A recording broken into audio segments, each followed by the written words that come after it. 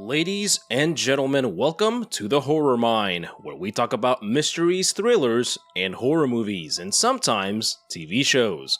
My name is Vic Shai, and in this video, we are covering the highly requested Japanese Netflix horror series, Ju-On Origins. If you're a regular on the channel, then you know that I am on a quest to cover every single Ju-On and Grudge movies. This will not only give me a sense of self-fulfillment, but hopefully cure me of my long-haired croaking Asian womanophobia. This has been a long and traumatizing journey that started when I was a mere 8-year-old boy browsing through my uncle's anime collection. Our journey has led us to Ju-On Origins, the 6-episode Netflix series that serves as a different type of origin story than we expected. This is not a prequel to the Ju-On franchise and has nothing to do with Kayako or the cursed Saeki house. Rather than existing within the already established lore, Origins is described as the terrifying true events that inspired the Ju-On films. Origins is a very interesting and fresh take on the classic Japanese horror franchise that traumatized a generation. Like the movies that inspired it, the series is loosely based on the tragic and violent abuse cases against women in Japan throughout the 1980s and 90s. The show references several real-life tragedies and disasters which help establish a timeline for the series of events seen throughout the show. The tragic real-life references as well as the gruesome fictionalized events highlight a truly turbulent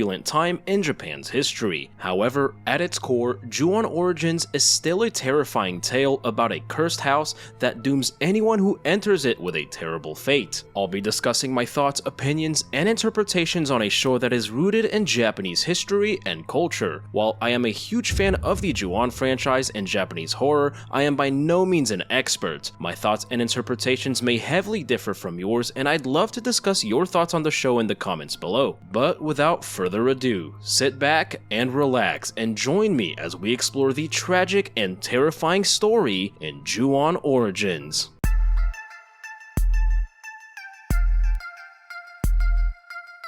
Our first episode begins in 1988, where we meet paranormal researcher Yasuo Odajima. He is reviewing a taped recording of a variety show detailing the paranormal experience of a talent named Haruka Honjo. She describes hearing the sound of small footsteps running through her apartment in the middle of the night. Yasuo tells Haruka to try to record the footsteps, but what she captures is much more disturbing.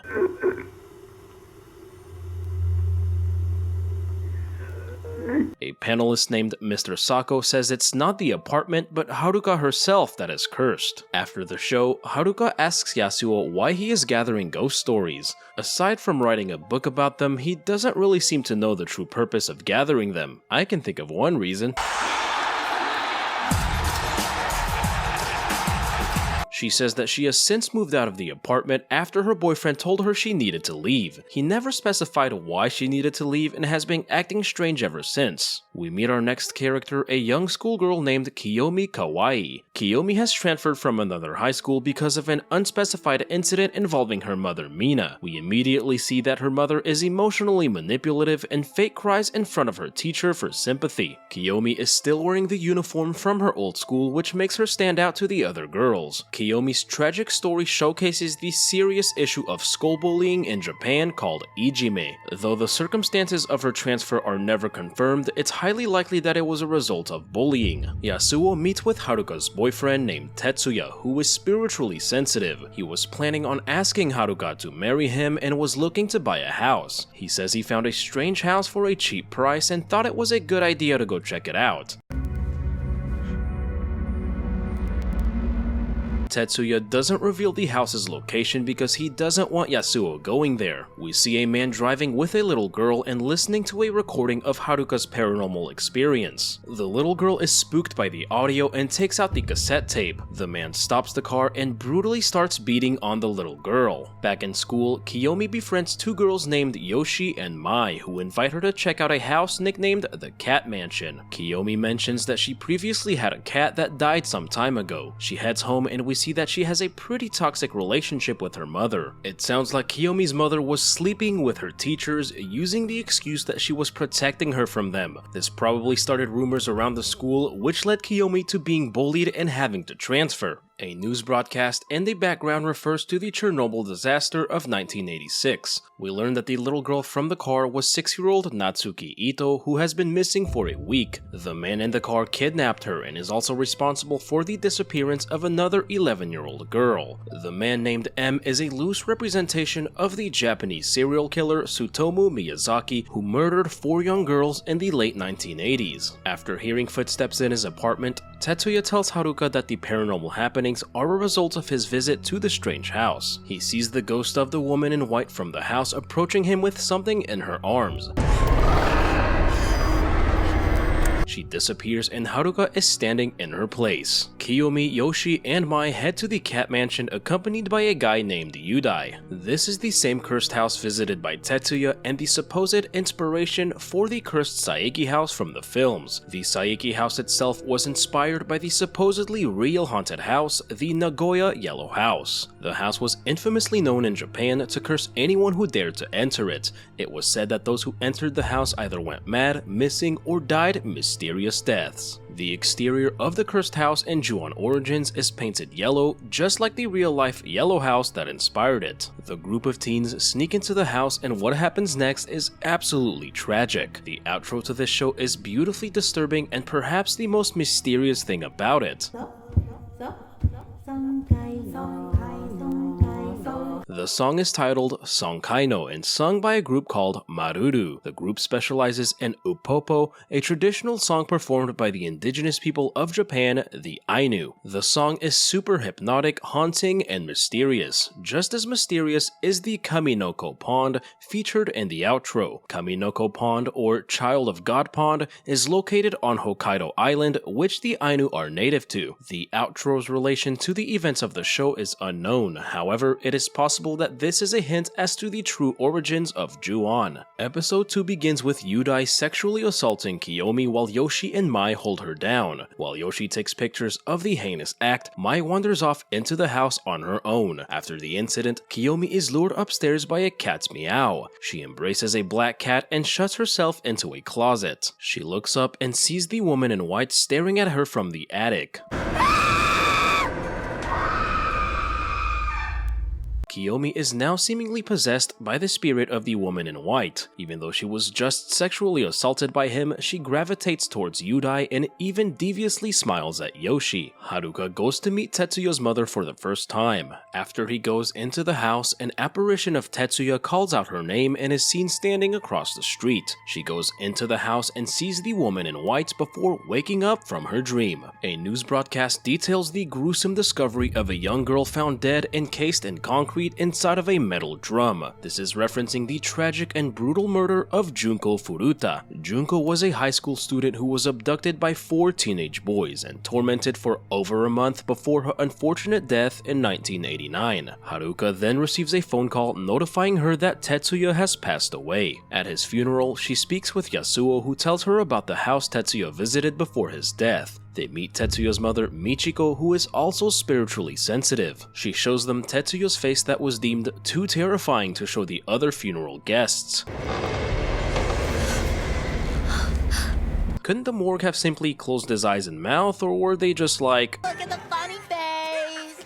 Look at the funny face!" I believe that the apparition of Tetsuya from Haruka's dream was him trying to warn her not to enter the house. Mai has been missing ever since the incident inside of the cursed house. Mr. Noguchi tells Yoshi that she was spotted at a disco called the Rabbit Hole. Kiyomi enters and tells Mr. Noguchi that her mother wants him to come to their house tonight. Ever since the assault and encounter with the white woman, Kiyomi's personality and demeanor have completely changed. She manages to intimidate Yoshi into giving her the photos of the assault. Yoshi notices Mai's blank expression on one of the photos and asks Kiyomi's help to look for her. Not my problem. Yoshi heads to the Rabbit Hole Club and sees Mai, whom, unbeknownst to her, is already dead. Mai takes her by the hand and walks her to her death. Well, I'm glad those two are gone. Kiyomi comes home to the wonderful sound of Mr. Noguchi having sex with her mom. After he leaves, she reads her mom a letter saying that she is running away from home. They hear a cat's meow and Kiyomi accuses her mom of killing the cat that she and her father loved. She orders Yudai to kill her mom, threatening to show the photos of her assault to the police if he doesn't do it. Do it.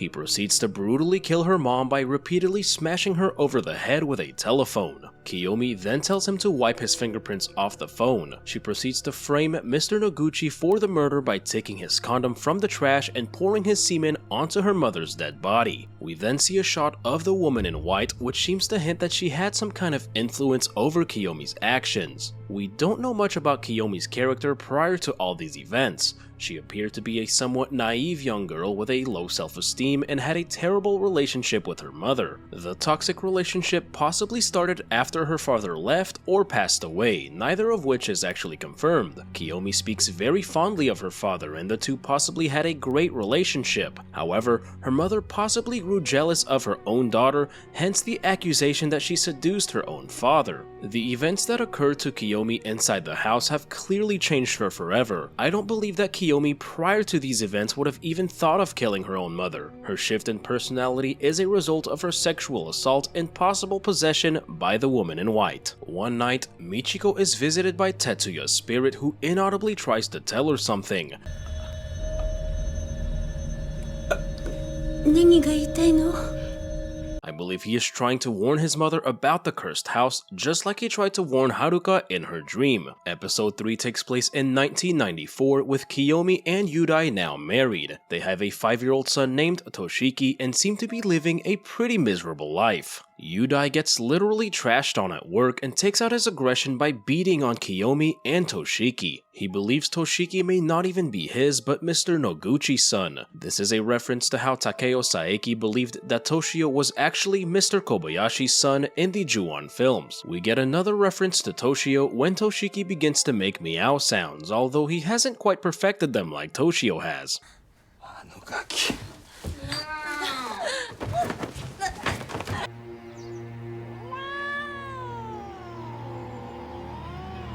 After being beat by Yudai, Kiyomi remembers her encounter with the woman in white. We see that the woman is still present and that Toshiki can see her. We meet our next character, Miss Ariyasu, a CPS caseworker. She finds Toshiki alone in the apartment with numerous bruises on his body. Toshiki's position here is pretty interesting as his legs are curled up and he is looking up at the ceiling, sort of mirroring Kiyomi's position when she encountered the woman in white inside of the closet of the cursed house. This would imply that he is looking at the ghostly woman and that she is always with him. She takes him to a hospital where the doctor says he is severely underdeveloped for a 5-year-old. A news report details the 1994 Matsumoto sarin gas attacks by a terrorist group that killed 8 people. Kiyomi arrives and takes Toshiki from the care of the hospital. The next segment takes place in 1995 and starts with a news report about the Kobe earthquake that killed over 6,000 people. Yasuo has published several books about the supernatural but says he still can't explain why he is gathering these stories. He is still searching for the cursed house and asks Haruka for help. While going through her things, she finds the cassette tape of the strange voice she recorded years ago. This tape was previously in Yasuo's possession and she doesn't know how it got there. She is haunted by a vision of Tetsuya inside of the cursed house encountering the woman in white. Determined to uncover the truth about her lover's death, she seeks out his spiritually sensitive mother, Michiko, for help. Michiko says that she burned all of his belongings because they troubled her. She began hearing these same small footsteps running around at night. They realize that the house is the root of the curse and want to find a way to stop it. Michiko performs a seance to contact the spirit that is haunting them and reveal the house's location.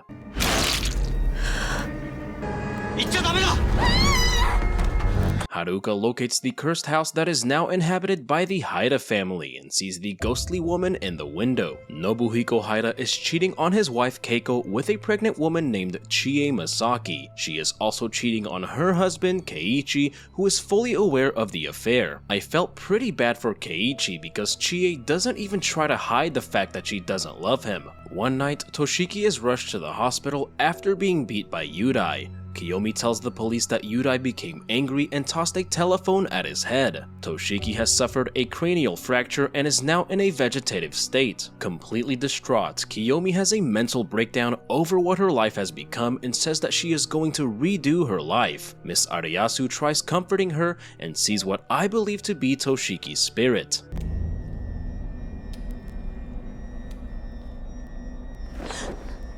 We never actually see the child's face, and Toshiki isn't dead yet. However, I believe that while his body isn't physically dead, his spirit has left his body and is now a wandering soul. During a book signing, Yasuo tells his fan about Tetsuya's story. He has been searching for the house for 7 years but hasn't been able to find it. He receives news from his wife that the serial killer M possibly knows the location of the house and wants to tell him. Haruka suddenly gets up and warns Yasuo not to go.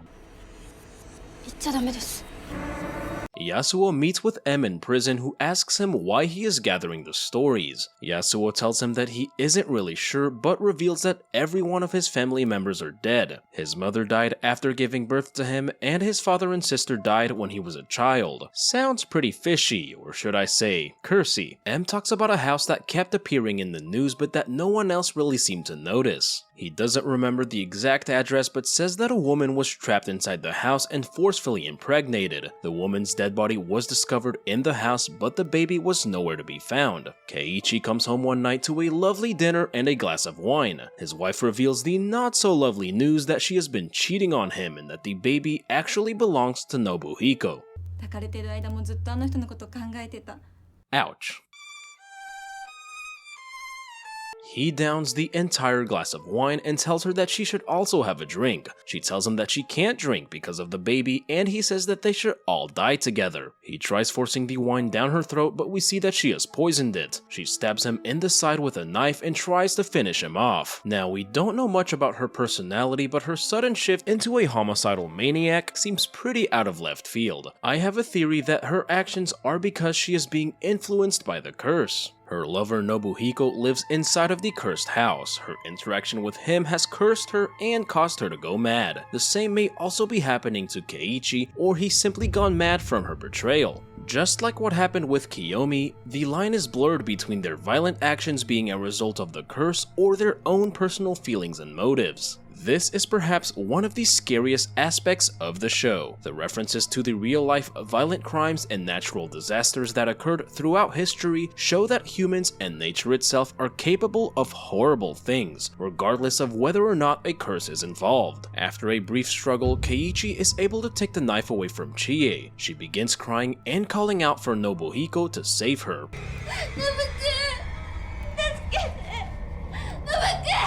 I don't think he can hear you all the way from, you know, his house. This enrages Keiichi, who proceeds to slice her throat with a knife.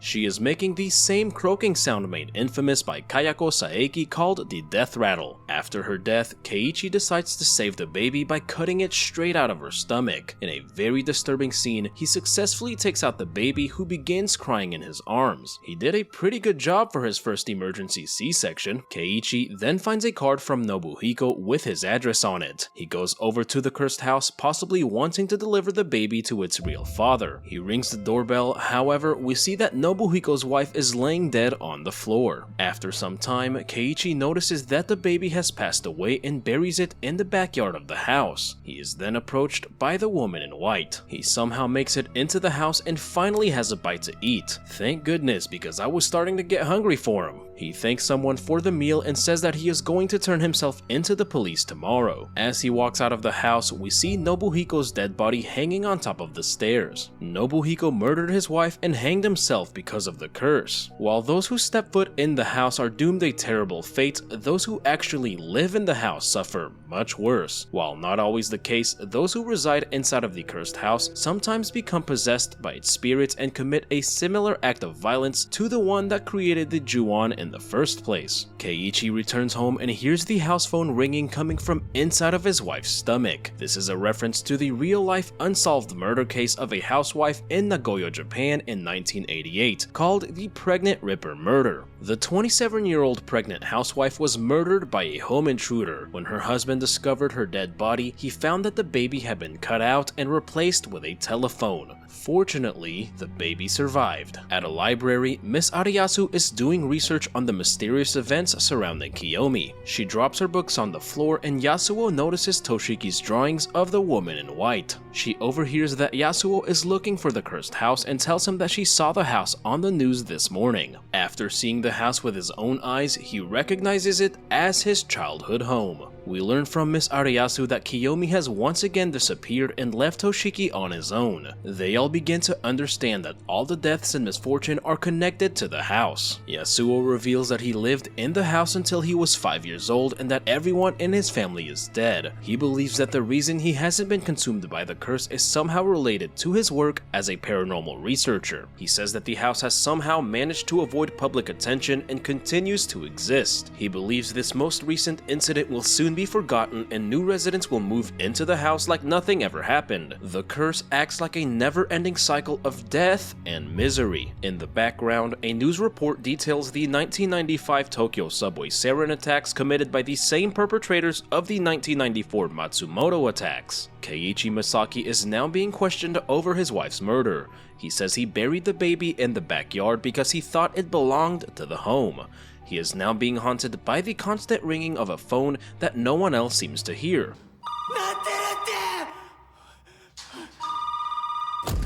In the show's most disturbing scene, the undead fetus kills Keiichi by crawling towards him and forcing itself down his throat. One night, Yudai is visited by the spirit of Toshiki. He is drawing pictures of the ghostly woman and referring to her as Mama. A man begins aggressively knocking on the door asking Yudai to come out. Toshiki then whispers at Yudai telling him to run away.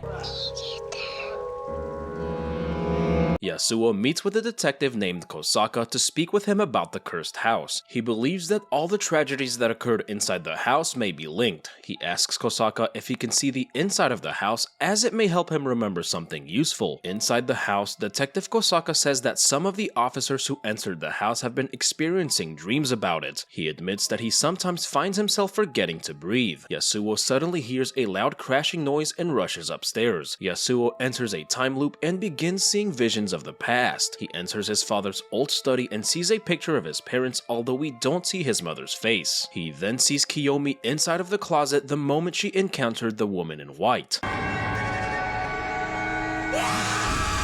As Detective Kosaka heads upstairs, we see the spirits of Mai and Yoshi walking behind him. Having been consumed by the curse, their spirits are unable to move on and are doomed to haunt the house forever. Yudai finds Kiyomi in her new apartment, who is now a prostitute. He says that he borrowed money from a coworker that he had to repay with one of his kidneys. He sensed that they were going to take both of his kidneys and ran away after remembering Toshiki's warning. He says that Toshiki has been visiting him ever since he died. However, Kiyomi tells him that he isn't actually dead. This supports my belief that while Toshiki is physically still alive, his spirit has left his body and is now a wandering soul. Toshiki's warning saved Yudai from losing both of his kidneys, which would have killed him. Kiyomi then drops the bombshell that Toshiki isn't actually Yudai's son. She says that he was given to her inside of the cursed house, most likely by the woman in white. This is the reason he refers to his drawings of the ghostly woman as Mama. This also supports that the woman in white is always there watching over him, which is why he is constantly looking up. Kiyomi and Yudai, although cursed, have possibly been kept alive for being Toshiki's parental figures. Although Yudai is absolutely despicable, he is Toshiki's father figure nonetheless, hence why Toshiki tells him to run away, saving his life. Yudai asks Kiyomi to shoot him up with some drugs, and Toshiki appears before him once again.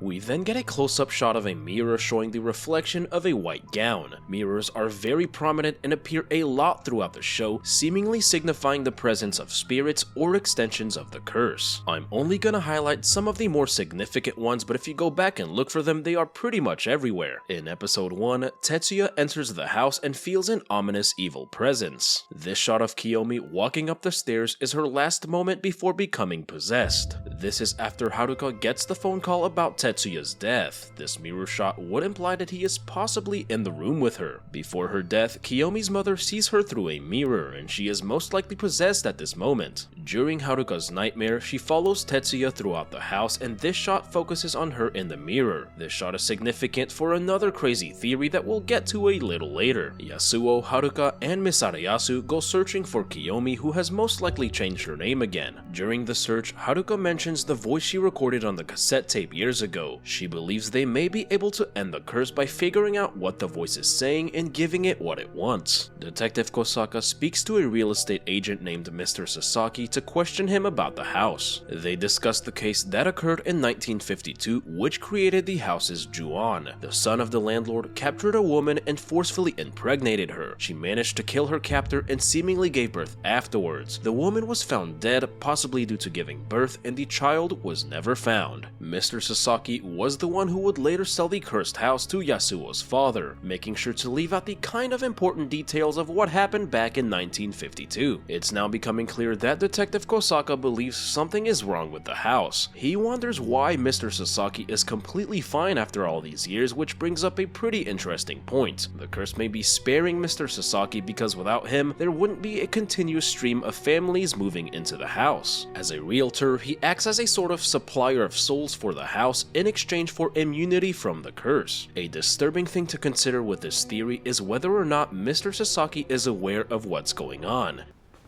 なんで無事でいられるんだと思います？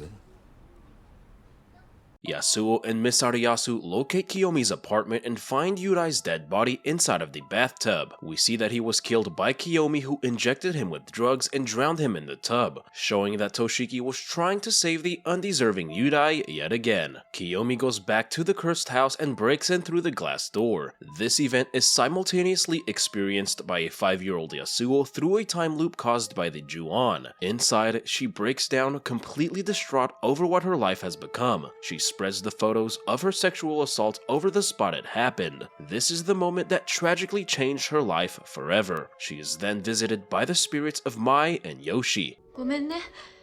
私たち、あなたの一生めちゃくちゃにしちゃった。 Kiyomi asks if she can return to high school times, back when she was pure and innocent. The pair of spirits walk off and Kiyomi follows behind them, finally consumed by the curse. We see a mirror in the background that disappears when the police investigate the next day. Yasuo sees the pictures on the ground and realizes that Kiyomi was sexually assaulted inside the house. The officers discover a hatch in the ceiling that only opens from the inside. They realize that the attic space was where the landlord's son kept the woman captive years ago. Yasuo suddenly becomes terrified and begs the officers not to investigate any further. We see yet another mirror shot implying the presence of the curse or a spirit. Yasuo falls back and sees another vision through a time loop. He sees his sister Kazuha and his younger self going into the attic from the closet. Kazuha is lured deeper into the closet by a noise and says she sees her mother. Young Yasuo is terrified and, sensing stranger danger, says that isn't his mother. He falls back and his sister is presumably taken by the curse at this point. The woman in white appears and hands Yasuo a baby. She then tells him to bury together. This is the same voice we heard on Haruka's cassette tape. He runs downstairs with the baby that is absolutely nightmare fuel. The black shadow of a woman then begins banging on the glass door behind him, which we now know is Kiyomi returning to the house in 1995. After shattering the glass, the shadow runs in and quickly grabs the baby and runs off. Old Yasuo comes into the room and sees his younger self passed out on the floor. His father comes into the room and the vision abruptly ends. Overwhelmed by everything he witnessed, just like I was, Yasuo collapses to the ground. The final episode takes place in 1997 as a new couple moves into the house, Yusaku and Tomoko Morozumi. Tomoko is pregnant, which gave me an instant feeling of anxiety. Alright, all we need to do is keep her away from knives, wine, and thoughts of cheating on her husband, and she should be fine. On the TV, we hear a news report referring to the gruesome 1997 Kobe child murders. After unpacking, the couple notices a bloodstain on the wall that was previously covered up. Yasuo arrives and attempts to warn the couple about the true nature of the house. However, Yusaku isn't having it and tells Yasuo to get out. 帰ってくれ! He is displaying an unusual level of anger, as if briefly being possessed by the curse. This may be the curse's way of making sure Yasuo doesn't scare away its next victims. This is supported as right after Yasuo leaves, we see the woman in white appearing through the window. That night, Tomoko is lured into the living room by a cat's meow. The TV turns on to the broadcast from 1988 of Haruka talking about her experience.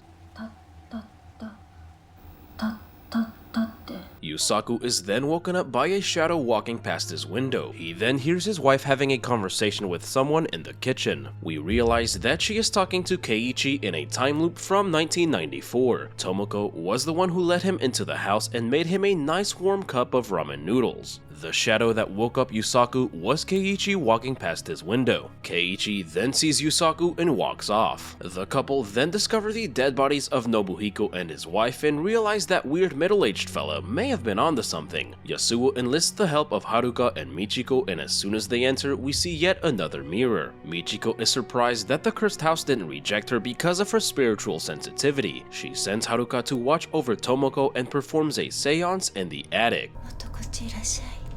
Yasuo and Yusaku are both like, please don't. Haruka and Tomoko are suddenly attacked by the spirit of the landlord's son holding a knife. He climbs on top of the pregnant Tomoko, and we see that the tragic events of 1952 are being reenacted. Haruka sees that the woman in white successfully defended herself and managed to kill her attacker.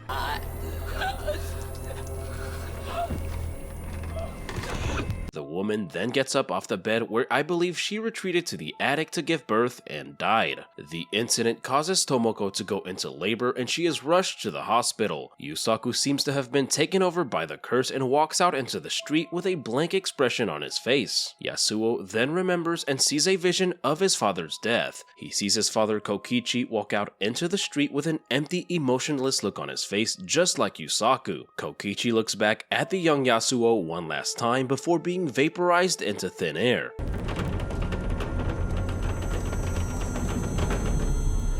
Kokichi's fate is now being replayed by Yusaku, who dies the same exact way in front of Yasuo and Haruka. Now alone in the attic, Michiko makes contact with the woman in white, who says the words, "bury together." We briefly see a shot of Keiichi burying the dead baby as Kazuha climbs into the attic and calls for her mother. Michiko turns around and witnesses the woman in white in all of her rotten glory. Sometime later, Detective Kosaka meets with Yasuo to discuss his latest book. He asks Yasuo how he knew about the phone inside of the pregnant woman's belly, as that detail was never released to the public. Yasuo says he made it up and didn't know those details beforehand. He believes that the reason he is being kept alive is to tell the stories of the house. This brings up a good question of why the phone was located inside of Chie's belly in the first place. Keiichi couldn't have done it considering how shocked he was when he found it there. Yasuo believes it was placed there to prevent anything else from coming out, sort of like a talisman. Telephones have a pretty significant association with death throughout the show. Yurai kills Kiyomi's mother and paralyzes Toshiki both while using a telephone. Haruka is notified of Tetsuya's death over the phone. Miss Ariyasu goes to visit Toshiki in the hospital. He then whispers at her to run away, foreshadowing that danger or death is coming for her. We then see Haruka in the backyard of the house burying the cassette tape, thinking it will end the curse. The spirit of Michiko is standing behind her, creepily laughing the entire time. As Haruka buries the tape, her laugh slowly becomes muffled until stopping completely. I believe that her laugh may have been one of despair, realizing that she fell victim to what Tetsuya was trying so hard to keep her away from. The curse may also be laughing through her, knowing that what Haruka is doing is pretty pointless. As she walks away, she hears a baby crying from underneath the ground. The crying stops and starts again from inside of her bag.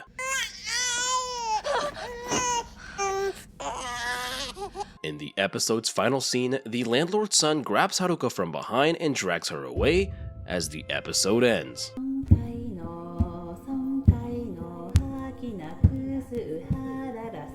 I think we can all agree that this was a very confusing show, even for fans of the series like myself. I have a few pretty crazy theories on things that aren't really explained in the show, the first of which explains Haruka's tragic ending. I believe that Haruka was actually destined to suffer the same fate as the woman in white. She was the character most dedicated to figure out how to put an end to the curse. However, the more she investigated, the closer she got to her own demise, something that Tetsuya was desperately trying to prevent. event. This theory is supported by the nightmare/vision of Tetsuya inside the house. In this scene, Haruka follows Tetsuya throughout the house until his eventual encounter with the woman. This shot in particular predicted Haruka's fate for a couple of reasons. This vision was a clear warning from Tetsuya showing her that stepping foot inside the house led to his death. The shot of Haruka in the mirror was a prediction and literal reflection of Haruka mirroring the fate of the woman in white. If we take a look at this poster, we can see the woman in white's true form in a mirror. This is the exact same mirror showing Haruka's reflection in this scene. Her fate is somewhat similar to Rika Nishina from Ju-on the Grudge, who was destined to suffer the same fate as Kayako Saeki. My next crazy wacky theory is that I believe Yasuo and his sister Kazuha are products of the woman in white, just like Toshiki. Starting with Kazuha, she is Yasuo's 8-year-old sister that went missing in 1960. I believe that Kazuha was the woman in white's original baby, which disappeared after birth in 1952. This is supported by her age at the time of her second disappearance. For this theory to make sense, we can reference a quote from William Matheson from the 2020 Grudge film. In the cursed house, the walls between the dead and the living have been torn down.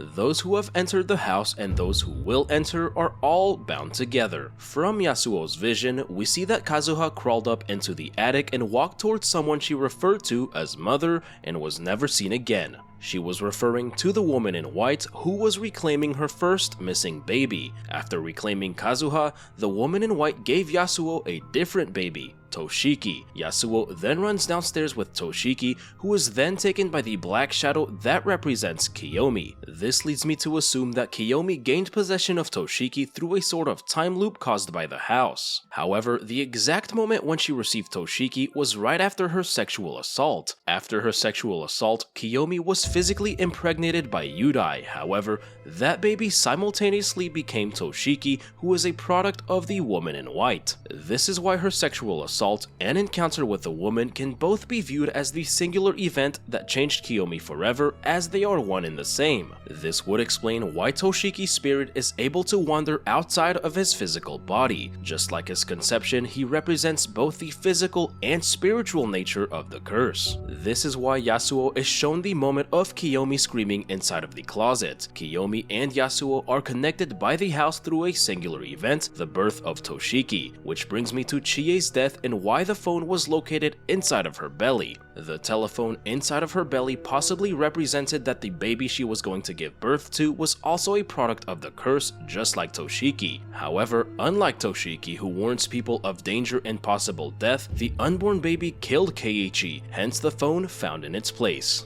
But where does Yasuo exactly fit into all this, and how is he a product of the woman in white? Little is known about Yasuo's father, Kokichi Odajima. All we know is that he was the single father of Yasuo and Kazuha, who moved into the house after the 1952 incident. Mr. Sasaki, the real estate agent, mentions that his wife possibly passed away. We do see a picture of Kokichi and his wife inside of his study, whom Yasuo refers to as Mother, although her face is hidden by a white light. This metaphorically and literally implies that his mother is the woman in white. I believe that the woman in white was actually Kokichi's wife or lover. She was abducted by the landlord's son and Kokichi did not know where she was. He finally located his dead wife inside of the house and found baby Kazuha. Before officially moving into the house, he was also given Yasuo by the ghost of his late wife. Kokichi later moved into the cursed house and lived there with his 2 children as well as the ghost of his dead lover. So why did he and Yusaku vanish into thin air? One thing that is pretty clear is that if you live inside of the house, you are cursed and spiritually bound to its grounds. The curse may consume you at any time and in any way. The blank expression on Kokichi's face appeared to me that he came to some kind of horrible realization about the house and his fate. Because we know so little about him, we may never know why the house chose to consume him this way. However, Yusaku relived Kokichi's fate, which means that they were linked to one another. Yusaku is Tomoko's husband, whose fate was linked to the woman in white, supporting the theory that the woman and Kokichi were in fact married. But why are there so many babies? The woman in white died after giving birth to Kazuha. Because she was forcefully impregnated by the landlord's son, her death after childbirth was a direct result of his actions. This is the event that created the Ju-on. The curse not only dooms those who enter the house, but repeats the terrible events that occurred over and over again, meaning that the woman in white's death is constantly repeating itself, which is why there are multiple babies. Which brings us to the real reason Yasuo is collecting stories about the house. As a product of the house, he is an extension of the curse and is unknowingly spreading word about it through his books. This causes people to visit the house and become cursed. The Ju-on's purpose is for the cursed individuals to feel the same pain and agony that the woman in white suffered before her death. What better way to spread the curse than by giving birth to a celebrity author? This is supported by a scene in the first episode when Haruka asks Yasuo why he is gathering ghost stories. During this conversation, Yasuo is seen entirely through a mirror, hinting that his connection to the curse is the reason he is collecting the stories. But what the heck does bury together mean, and how do we actually end the curse? The woman in white is what is known in Japanese folklore as an onryo, a powerful spirit who returns to the world of the living to exact vengeance for the wrongs it suffered during its lifetime. A possible way to end the curse would be for the woman in white spirit to find peace and move on. Buried together is the only clue she gives as to how that may be possible. Given that she died right after giving birth, she was separated from her child who mysteriously disappeared. One way to put her spirit to rest may be to reunite her with her lost child and bury them together. This is why the scenes of Keiichi burying the baby in the backyard and Kazuha climbing into the attic are shown to Michiko simultaneously. The woman in white shows her a hint and tells her exactly how to end the curse, knowing she is about to be killed anyways. Probably another reason why her spirit is painfully laughing. The sounds of the running footsteps heard by Haruka, Tetsuya, and Michiko were probably a hint that they needed to find Kazuha's body and bury her with the woman in white. She needs to be buried together with her original child she died giving birth to. Only then will she possibly find peace and move on, ending the curse. And that, ladies and gentlemen, was Ju-on Origins. My friends, I thoroughly enjoyed this Netflix series of my favorite Japanese horror franchise.